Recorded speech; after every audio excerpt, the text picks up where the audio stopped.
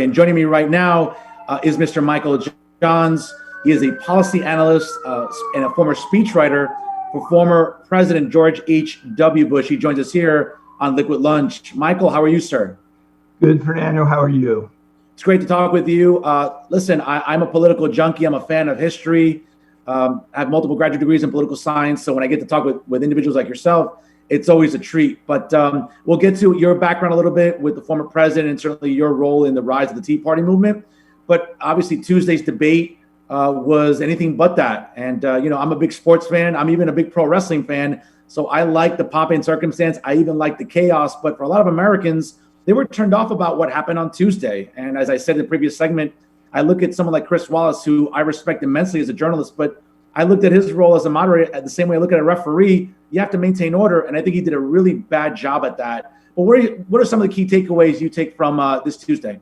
I think the biggest takeaway, firstly, I do think that particularly if you had no ideological or partisan stake in that debate and you're just sort of looking in and trying to formulate a view, you saw a little bit of chaos and a lot of interrupting and maybe not the decorum that we're accustomed to in presidential debates. But in defense of President Trump, I think it was abundantly clear pretty quickly into that debate the fundamental questions that needed to be asked that were relevant to this moment, particularly as it related to Hunter Biden's immense, seemingly corrupt utilization of his last name to extract money out of the Chinese Communist Party and Russian oligarchs and a corrupt energy company in Ukraine. That's a huge issue. And it was clear to me, sadly, and I share your view about Chris Wallace. I think he is a very fair and mainstream journalist. The problem with journalism today is they operate within a bubble. So they describe conservatives, but they don't really know many conservatives. They don't really interact with conservatives. They described our Tea Party movement. Some academics wrote 300-page books on the movement, but really don't know us. And this is part of the separation really between what we've called, kind of essentially elites within predominantly New York City and DC, and the vast rest of the country that has a growing disconnect with them and increasingly doesn't identify with them or their messages. And I think that was the biggest theme in that debate. Absolutely. And I felt at times, Michael, that, it was a 2-on-1 situation where I felt that Chris Wallace was throwing softballs the size of honeydew melons that you buy at Whole Foods while he was grilling the president. And I just didn't feel that for a guy that has this reputation, right? All we heard for weeks, leading up to the debate was America's premier journalist. I think his stock went down a little bit because it kind of showed that he was flawed on Tuesday night, where he should have been a little more forceful. And I get it. It's tough. It's two very volatile personalities. It's two very different visions of what the country that they want to have, obviously, should they win. And I just think Chris Wallace should have been, listen, he was prepared with good questions, but I think his execution was poor. I mean, Michael, I'm a professor during the day. Part of my job is grading. I would give Chris Wallace a D, and I'm being kind right now in terms of his ability as a moderator. How would you grade Chris Wallace? Well, I think he was not able to control the debate. I think that is a difficult task, in fairness to him. I was more and mostly concerned with the fact that the bias that we were hoping would not be reflected in his questioning, which I didn't think it would be really. You saw a little bit of it. I mean, there wasn't persistent follow-up on these vague responses from Joe Biden. And yet every response seemingly from President Trump was but what about this? And actually, when you look at the substance of the debate, and I've actually obviously not just watched it now several times actually, but I've read the transcript, what you take away was President Trump speaking in real tangible terms, both in the sense of what has been accomplished over the last 4 years, which before January of 2020, I mean, this plan was playing out exactly as he had said it would. Mm-hmm. And Biden's very kind of vague, but clearly far left mindset.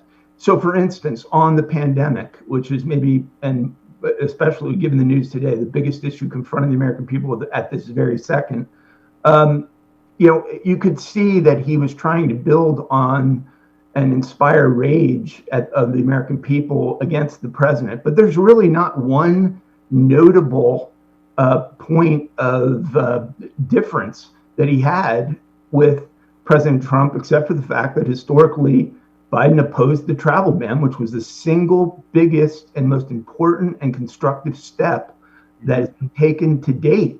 And I think I've described it this way. I've said in our modern lifetimes, when you look at presidential decisions, every presidential decision is important. I can't think of one that would be more important than cutting off that travel on January 31. Had he not done that, the 200,000 plus that we've lost to this, which is tragic, saddening, and a lot of people could very easily be 2 million, which actually was sort of where the projections potentially were in March. So it's very sad. It's very difficult when you've lost 200,000 people to say he's done a good job. But let me say this. We've lost 200,000 people. This virus was originated and was almost certainly exported by communist China.